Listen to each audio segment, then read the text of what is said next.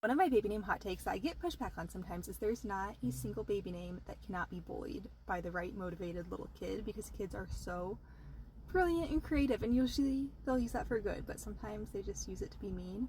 I'll have people come to me and be like, oh, we love this name, but what if we give them that name and the other kids call them X, Y, or Z, or they'll say, I need a name that can't be made fun of, because we gave our first kid this name and he went to preschool and they all called him blank. When I was growing up, I didn't witness many kids being made fun of for their names.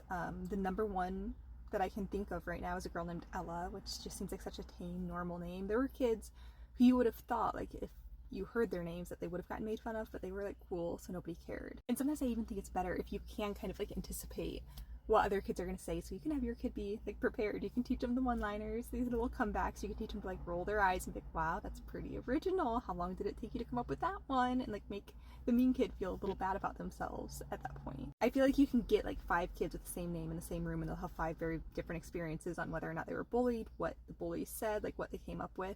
I met in college a girl named Morgan, and we were kind of just like talking about, like, you know, that we had the same name, so we connected over that. And she's like, rough name to grow up with, wasn't it?